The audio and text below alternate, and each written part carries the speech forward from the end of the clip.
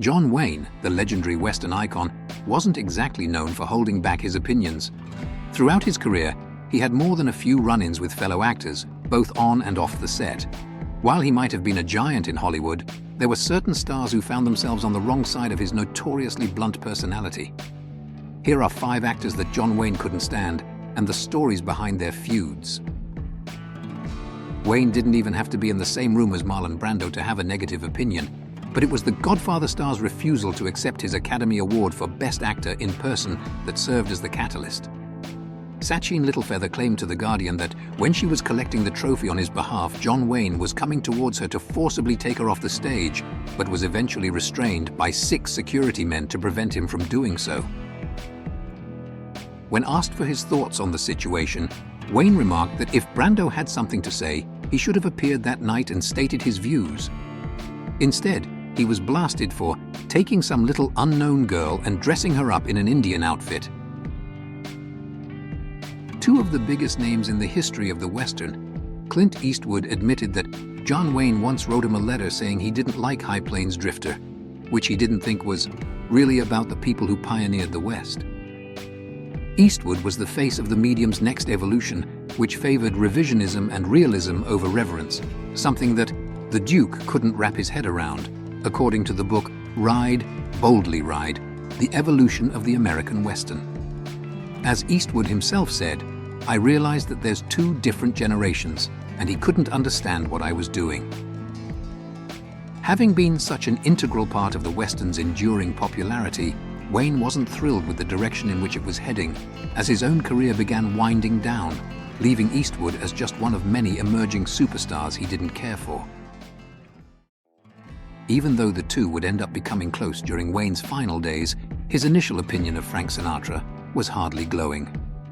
The Duke was a vocal supporter of the House of Un-American Activities Committee and was less than thrilled when openly communist writer Alfred Maltz was brought on to pen the script for Sinatra's The Execution of Private Slovik. Naturally, Wayne was asked for his thoughts on the matter and responded in kind by referencing John F. Kennedy. I don't think my opinion is too important, he began. Why don't you ask Sinatra's crony, who's going to run our country for the next few years, what he thinks of it?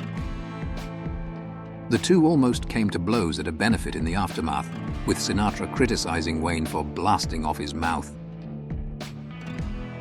Causing issues with John Ford was one way not to endear yourself to Wayne, with their collaboration on 1953's Mogambo leading to tension between the 2.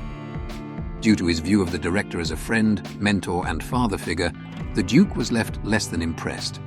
As his daughter Isa wrote in John Wayne, my father, in my father's way of thinking, disloyalty to allies, support in any fashion for their enemies, was expressly forbidden, she said. By extension, if Clark Gable took on John Ford, my father's code demanded that John Wayne stand by his old pal. Wayne would also call Gable an idiot, saying the reason he became an actor is because it's the only thing he's smart enough to do. Harsh comments aside, he did at least acknowledge that the star was extremely handsome in person.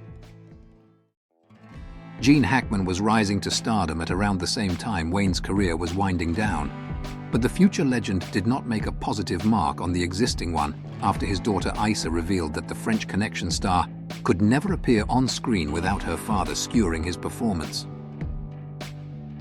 Calling him the worst actor in town and utterly convinced that he was awful, Wayne never offered any reasoning or logic behind his intense distaste for Hackman's performative abilities, leaving him as the only person Isa had ever heard her father speak about with any real venom.